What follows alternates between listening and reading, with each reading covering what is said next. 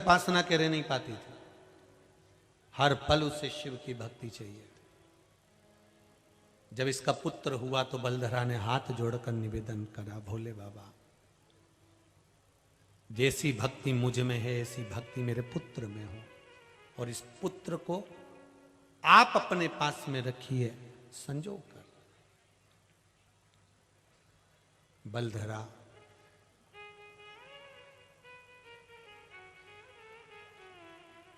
जब शिव की आराधना करती थी तो उस आराधना में इतनी डूब जाती थी कि उसको भान नहीं रहता था कि मेरे सम्मुख में कौन आया। शिव महापुराण के सुंदर प्रसंग में, महाभारत के इस प्रसंग में वर्णन किया। भक्त शिव महापुराण की कथा जो ये भिलाई नगर में चल रही है उसमें वर्णन किया कि उस सुत सोम को उस बलधरा ने शिव को समर्पित किया। आज भी जब शंकर भगवान की प्राण प्रतिष्ठा होती है तो प्राण प्रतिष्ठा के समय पर जब नंदी की प्राण प्रतिष्ठा होती है तो नंदी और शंकर भगवान की प्राण प्रतिष्ठा के बीच में जहां जल की धार शिव जी की गिरती है वहां से एक तांबे का तार नंदी तक जाता है।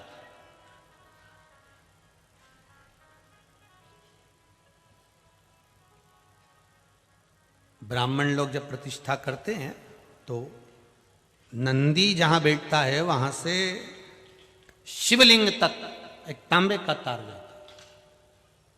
वो बलधरा के पुत्र के मान से महाराज सुत सोम के नाम से, और वो भाव यही व्यक्त करा जाता है कि मेरे पुत्र को आप अपनी शरणागति में रखें। नंदीश्वर सामने इसलिए कहते हैं कि नंदी के सींग और जो नंदी की पीठ पर जो अग्रभाग होता है, आपने देखा होगा नंदी की पीठ पर जो अग्रभाग होता है उस अग्रभाग में भगवान शंकर के दोनों सींगों के बीच, नंदी के दोनों सींगों से अग्रभाग से हम शंकर भगवान का शिवलिंग का जब दर्शन करते हैं उस बीच में जो बलधरा का पुत्र है सुत सोम, उसका बल हमको प्राप्त होता है और हमारी मनोकामना शिव के दर्शन करने से पूर्ण हो जाती है। जब हम लोग मंदिर से बाहर निकलते हैं, मंदिर से आते हैं तो शंकर भगवान के कान, नंदी के कानों में कहकर आते कि नहीं आते? पंचाक्षर मंत्र, श्री शिवाय नमस्तुभ्यम, महामृत्युंजय मंत्र, पंचाक्षर मंत्र, शिव का नाम हम नंदी के कानों में कहकर आते हैं कि बाबा जब आप निकलो शाम के समय पर तो बाबा को लेकर हमारे घर पर पधारिएगा। हम बोल कर आते। फिर समझ लीजिए सत्यनारायण की कथा में क्या जरूरी है, जम के बोलो जरा, पंजेरी प्रसाद। और 16 सोमवार की पूजन में क्या जरूरी है, पार्थिव शिवलिंग का निर्माण। घर में शिवलिंग है, रखो, पूजन में रखो, खूब अच्छे से पूजन करो। कहीं कहीं की माता कहती है हम तो मंदिर जाके कर लेते हैं, करो, हम मना नहीं करेंगे, खूब करो, दिल से करो।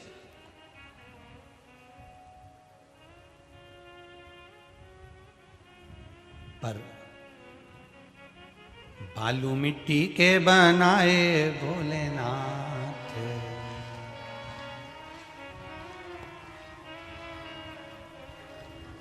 चढ़ाऊं लोटा जल भर के। शिवलिंग का निर्माण करिए, उसकी पूजन करिए, उसका सुख ही दूसरा है, सुख दूसरा है।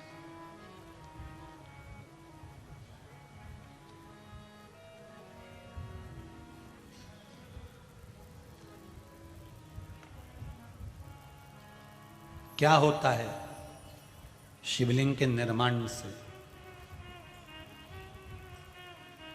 क्यों लिख दिया लिंग पुराण के अंतर्गत, नर्मदा पुराण के अंतर्गत, स्कंद पुराण में, शिव पुराण में, देवी भागवत में क्यों लिखा? कि शिवलिंग का निर्माण करिए। कारण जब व्यक्ति किसी चीज का निर्माण करता है तो पूरा दिल और दिमाग लगाता है।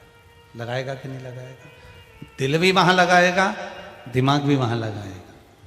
मिट्टी का जब शिवलिंग बनाएगा, बालू रेत का जब शिवलिंग का निर्माण करेगा तो दिल और दिमाग लगाकर फिर उसका निर्माण करता है। उतनी देर, जितनी देर वो दिल और दिमाग भगवान शंकर के निर्माण में लगाता है, भगवान उसके भाग्य के निर्माण में लग जाता है। आप शंकर के शिवलिंग का निर्माण करते हो और शंकर भगवान आपके भाग्य का निर्माण करते हैं। जितनी देर हमें शंकर के शिवलिंग के निर्माण में लगता है, जितनी देर लगता है,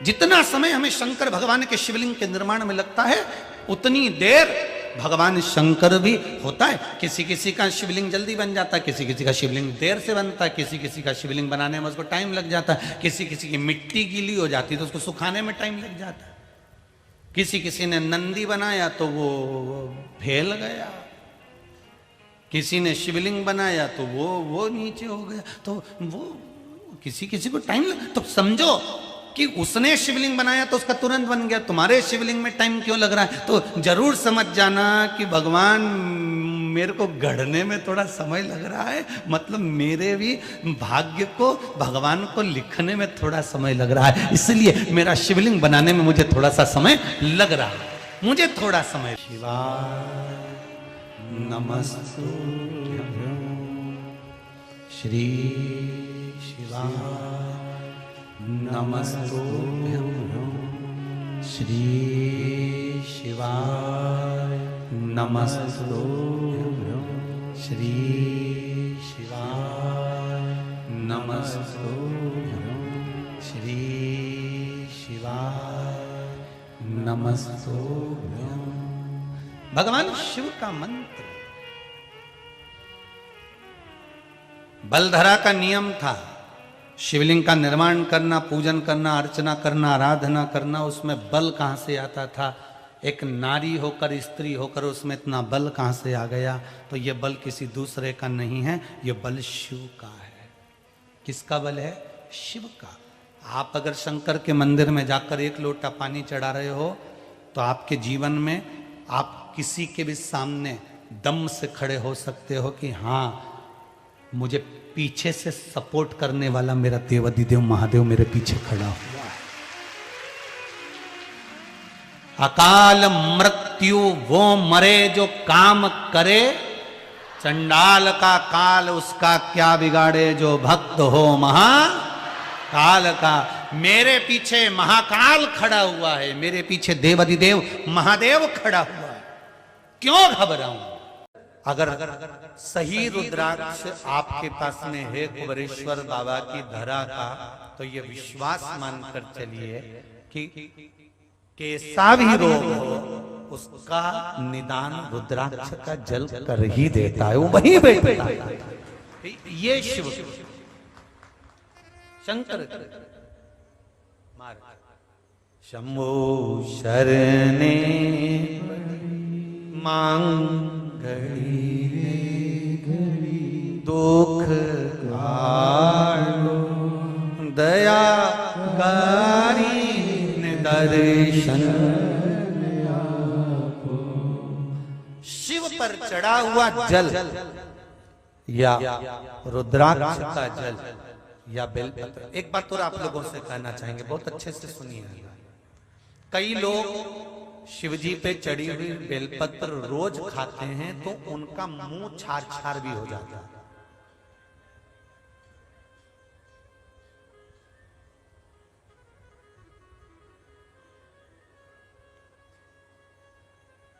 निवेदन है, जरूरी ये नहीं है कि तुम इसको दांत से चबा चबा कर खाओ। पत्ती को निकाल कर, मल कर, गोली बनाकर पानी से भी तो निकल सकते हो। कोई जरूरी है कि चबा कर खाओगे तो मुंह में छार छार हो जाए?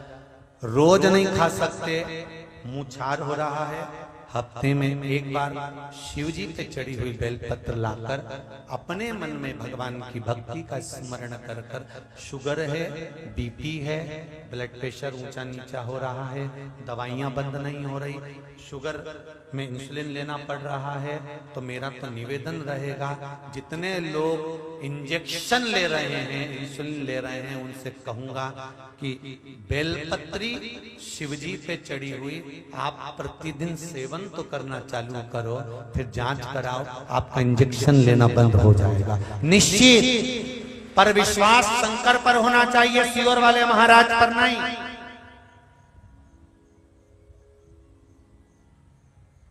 जिस शिव मंदिर की बेलपत्र लेकर आओगे वहां कहकर लाना पड़ेगा, बाबा इसको औषधि कर दीजिए कुंदकेश्वर महादेव। कौन से महादेव? कुंदकेश्वर, हे अवधूतेश्वर महादेव, इसको औषधि कर दीजिए। उठाओ, शिव जी के सामने हथेली पर रखकर उसको दिखाओ, इसको अमृत सब अमृत होई जाए रसिया, और रुचि रुचि भोग लगाए रसिया। शबरी के बेर सुदामा के तंदुल, शबरी के बेर सुदामा के तंदुल, भाव सहित तुम पाओ रसिया, सब अमृत होई रसिया, रुचि रुचि भोग लगाए रसिया। भगवान को दिखाकर तब बेलपत्र लेकर आओ, तब पाई। थोड़ी बहुत बीमारी तो आप शिव जी के मंदिर जाना चालू करोगे ना, लोटा भर जल चढ़ाओगे, जल लेकर आचमन कर लोगे, थोड़ा सा जल लाओगे, घर में छींट दूर होगा। शिव का चढ़ा हुआ जल एक आनंद की अनुभूति करा देगा। शंकर भगवान के मस्तक पर क्या है? जम के बोलो जरा। गंगा, चंद्र, राहु, केतु, शुक्र, शनि, सूर्य, सब शिव जी के अंदर जटाओं में समाये थे। सारे ग्रह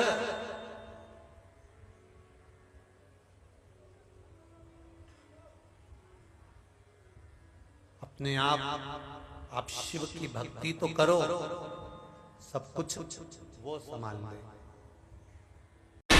अच्छा, एक काम कर कर देखिएगा कि आप रोज अपनी दुकान पर जाते हो, रोज अपने व्यापार पर जाते हो, रोज अपने कार्य पर जाते हो, रोज अपना काम करने जाते हो, और रोज जब आप व्यापार के लिए जाएं, कोई अपना काम करने के लिए जाएं, ये ऊपर के बक्से बंद पड़े हैं, खड़े होकर सुनिए पहले उसको।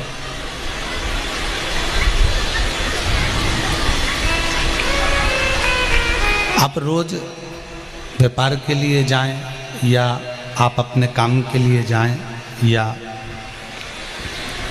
आप दुकान के लिए जाएं, जिस भी कार्य के लिए आप जा रहे हैं, जिस भी कार्य के लिए आप पहुंच रहे हैं, रोज आप जिस रास्ते से जाते हैं उस रास्ते से जाओ, मना नहीं है।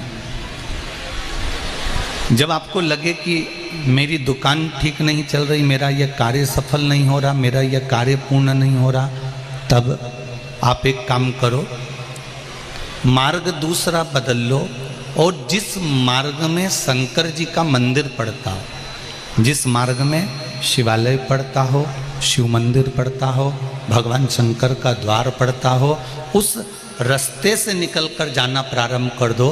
भगवान की केवल कृपा की दृष्टि पड़ना प्रारंभ हो जाएगी तो दुकान भी चलना प्रारंभ हो जाएगी। आप उसका मार्ग पकड़ लीजिए, आप उसका पथ पकड़ लीजिए, आप उस मार्ग पर चलना प्रारंभ कर दीजिए। जब आप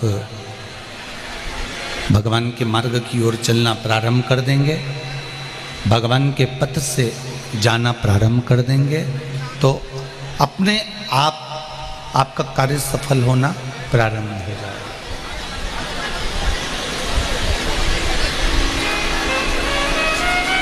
एक बार भगवान शिव की भक्ति का जो फल है,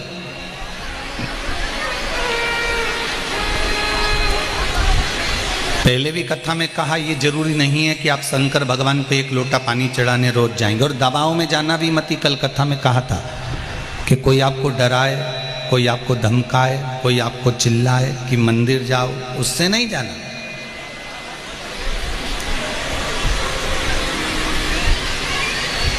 इतनी कथाओं में आप लोगों ने जितनी बार भी कथा सुनी होगी, जितने लोग आस्था चैनल पर सुन रहे हैं, फेसबुक यूट्यूब पर सुन रहे हैं, कभी हमने आपको ऐसा नहीं कहा होगा कि आप ये कार्य नहीं करोगे तो आपको ये कष्ट होगा।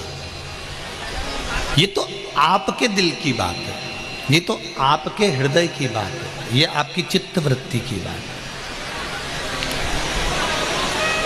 ये आपके मन की बात है। तेरे मंदिर में आना मेरा काम है और मेरी बिगड़ी बनाना तेरा काम। ये आपके ऊपर है कि आप भगवान के मंदिर जा रहे हैं, या आपके ऊपर है कि आप भगवान को जल चढ़ा रहे हैं, या आपके ऊपर है कि आप भगवान को एक बेलपत्र समर्पित कर रहे हैं, या आप भगवान को एक चावल का दाना चढ़ा रहे हैं। ये आपके ऊपर है, आपके ऊपर कोई दबाव नहीं होना चाहिए। भक्ति में, भजन में, कीर्तन में, स्मरण में, मंत्र जाप में, भगवान की भक्ति के अंतर्गत मंदिर जाने में, शिव महापुराण में जाने में, या सत्संग में जाने में कोई दबाव नहीं होना चाहिए। बिना दबाव धन होगा, पैसा होगा, गले में सोने की चेन या मंगलसूत्र पड़ा होगा, तो चोर की नजर जरूर पड़ती है। आप सुंदर होंगे, बहुत सुंदर दिख रहे होंगे, तो लुच्चों की नजर जरूर पड़ती है। और यदि गले में सोने की चेन है, मंगलसूत्र है, धन है, तो चोर की दृष्टि पड़ गई।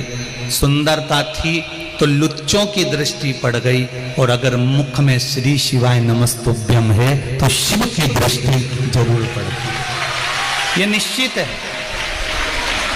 आपने पंचाक्षर मंत्र जपा नमः शिवाय, आपने षडाक्षर मंत्र जपा ओम नमः शिवाय, आपने द्वादशाक्षर मंत्र जपा ओम नमो भगवते वासुदेवाय, आपने 2 अक्षर का मंत्र जपा राम, आपने 2.5 अक्षर का मंत्र जपा कृष्ण, आपने श्री शिवाय नमस्तुभ्यम मंत्र को जपा। जो तुम्हारा मन पड़े उस मंत्र का स्मरण यदि तुमने करा है, उस मंत्र का जाप यदि तुमने करा है, तुम्हारा चित्त में जो मंत्र अच्छा लगे, तुम्हें जो अच्छा लगे। मेरी माताओं, मेरी जीजियों, भाई, सबसे निवेदन करूंगा, घर के बच्चों को एक नियम बना दो कि 1 लोटा जल शिव जी को चढ़ाकर जाना। कारण आज आप अपने बच्चों को अगर मंदिर तक जाना सिखा दोगी तो वो बच्चा जिंदगी में कभी रोएगा नहीं, उसकी तकलीफ उसको आएगी भी ना, तो शंकर भगवान उसका पल पल, घड़ी घड़ी, क्षण क्षण साथ देगा और उसका जीवन सार्थक हो जाएगा। जीवन सार्थक। चढ़ाओ 1 लोटा जल, जो शंकर जी का मंदिर पास में उसमें पहुंच जाओ, वहां जाकर जल चढ़ाकर प्रयास करो कि शिव आराधना हो, शंकर की भक्ति हो।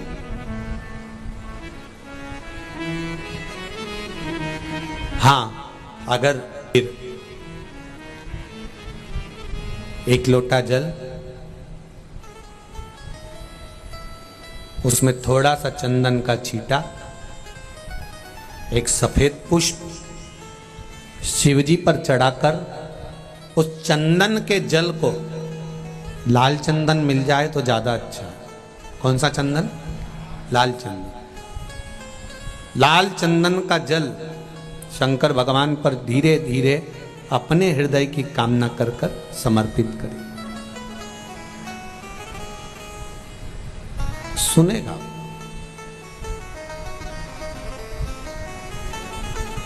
पत्र में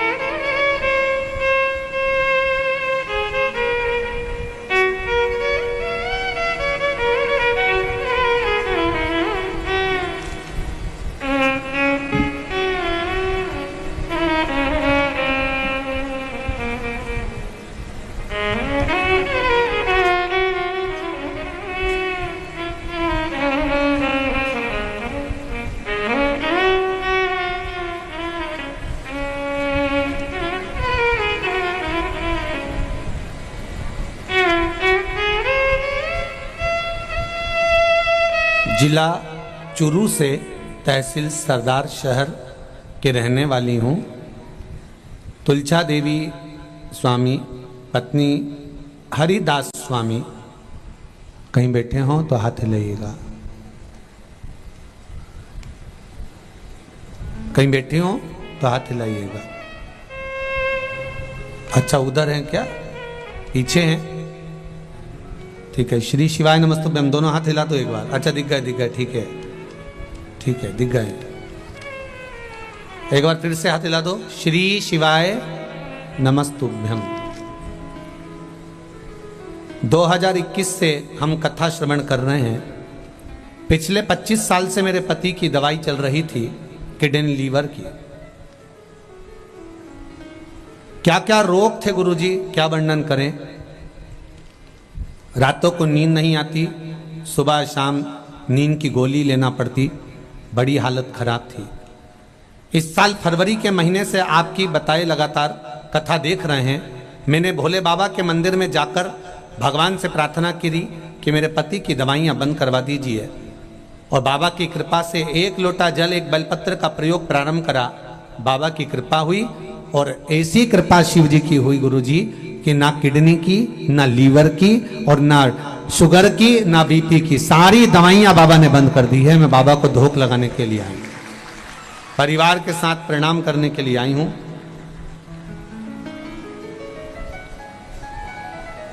माता जी ने लिखा है, मेरे महादेव ने मेरी परिवार पर इतनी कृपा करी कि अब किसी को कोई बीमारी, यहां तक जुकाम भी नहीं होता। बाबा की ऐसी कृपा है, जहां 24 घंटे डॉक्टर के पास जाना पड़ता था, बाबा ने बचा लिया। बैठिए बहन। श्री शिवाय नमस्तुभ्यं। मन और मकान, इन दोनों की सफाई, इन दोनों को साफ करना बहुत जरूरी है।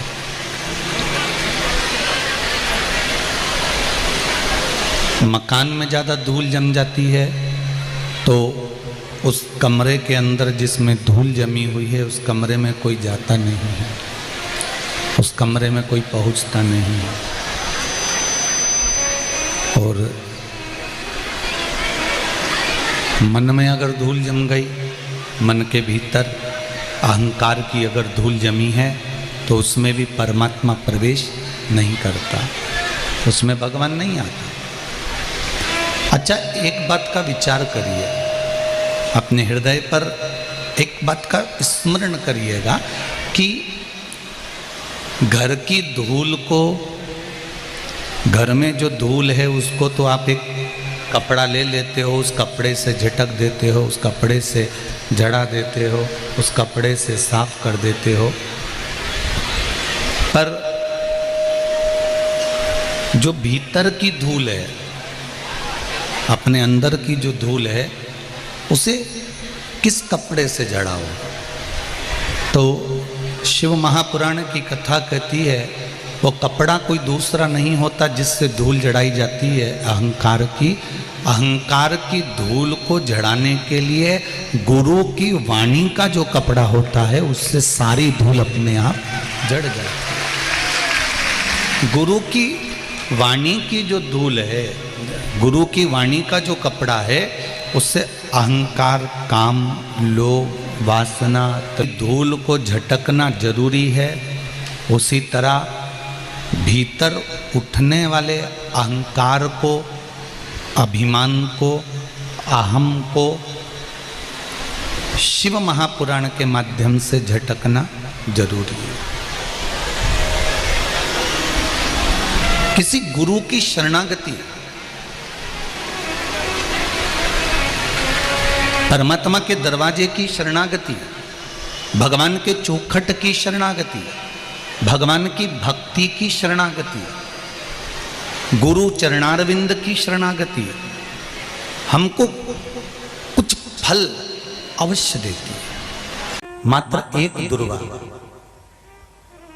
शंकर भगवान पर चढ़े हुए जल जब नीचे की ओर आता है, जिस जगह पर जल गिरता है उस जगह पर मात्र एक दुर्वा प्रदोष के दिन अपनी कामना कर कर इस शरीर के सुख के लिए शंकर भगवान के जल गिरने वाले स्थान के पास में अवधूतेश्वर महादेव के नाम से रख दी जाती है, तो जिंदगी में कभी बड़ी बीमारी नहीं आती। उसी तरह जिससे रोग को समाप्त करने के लिए दुर्वा का प्रयोग किया गया। आप लोगों ने पूर्व में जो शिव महापुराण की कथा कुबेरेश्वर बाबा की धारा से करी थी, वो आप लोगों को ध्यान में होगा। दुर्वा कैसे उत्पन्न हुई थी, दुर्वा का महत्व क्या है, कितनी दुर्वा चढ़ाना चाहिए, कैसी दुर्वा चढ़ाना चाहिए, दुर्वा की उत्पत्ति कहां से हुई है, दुर्वा तोड़ने के बाद पानी में डालने के बाद फिर हरी हो जाती है, इसका क्या कारण है, दुर्वा गणेश जी को क्यों चढ़ाई जाती है, शंकर जी को दुर्वा किस स्थान पर चढ़ाई जाती है, ये सारी कथा आपको पूर्व में इसी कुबेरेश्वर बाबा के पावन धारा से सुना चुके हैं, जो टीवी पर डली हुई है। कभी आपने नहीं सुनी हो तो यूट्यूब पर से दुर्वा शिव महापुराण की कथा आप निकालकर उसको श्रवण कर सकते हैं। उसमें वर्णन किया है कि इस दुर्वा का महत्व क्या है, दुर्वा का क्या क्या। मात्र एक दुर्वा प्रदोष के दिन शिवलिंग पर चढ़े हुए जल जहां से नीचे की ओर गिरता है, उस जगह पर मात्र अपने शरीर की कामना करते हुए भगवान से रोग मुक्ति के लिए एक दुर्वा अगर समर्पित कर दी जाए तो कोई बड़ी बीमारी जिंदगी में आ ही नहीं सकती, ग्रहण ही नहीं पा, मतलब ग्रसित नहीं कर सकती।